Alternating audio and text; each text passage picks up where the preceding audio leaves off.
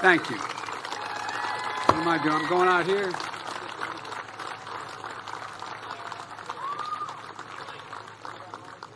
I got very engaged, in my case, in the civil rights movement. And as a kid, I worked a lot in the movement and I got deeply involved in the Democratic Party because the Democratic Party in Delaware was a Southern Democratic Party then. We were more a Southern state than a Northeastern state. And I got involved, and one thing led to another. And one day a group came to me of the senior members of the party and said they wanted me to run for the Senate. You've heard us say this, that what we see Russia's doing, and we've been very clear about this, is that they're using energy, they're weaponizing energy, and it's choosing to one of the things that has been out there, to shut down the pipeline of Nordstrom 1. So the same. Migrants, whether they have or haven't been walking across the southwest border, Senator Ted Cruz has publicly suggested that you come down to see that for yourself. Who? Senator Ted Cruz of Texas. He's suggested that you come down and see for yourself whether migrants are actually crossing the border by foot. Is that something that you would take him up on? So I've been to the border. I went in 2018.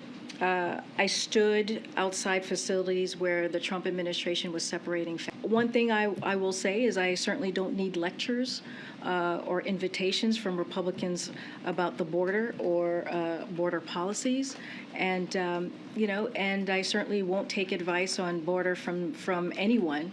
California is in the lead, can show the rest of the nation how it is done. Welcome back. I know you guys are excited to be back with us. Right, I have one thing at the top, and as you all know, we probably have about 30 minutes or so for the next event that the president has, so we all have to get out of here in 30 minutes. I got to jump around. No, I got to jump around. Go ahead. So I'm just not going to comment anything related to it. We're gonna move around because I literally have 2 minutes. Go ahead. One last question. Karine, my colleague. President Biden understands, and his policy embraces the notion we can use gas to transition, but it must be transitional or capturing all of the emissions.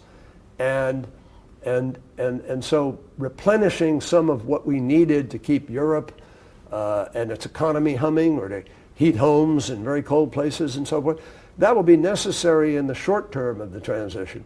But nobody should be fooled into thinking, oh, wow, because of Ukraine, we can just forget about going ahead and dealing with the climate crisis. No, you can't forget about that crisis. It has to be dealt with simultaneously. The grid's going to be ready for all this? The grid's got to be ready. We have to basically double the size of the nation's electric grid with clean energy. Tomorrow with former President Obama and former First Lady Obama. I do.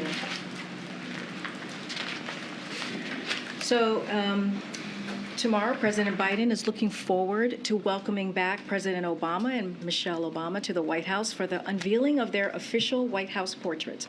Obviously, this ceremony is happening in recent history, tradition, predecessor and successor. Obviously, it didn't happen under the last administration.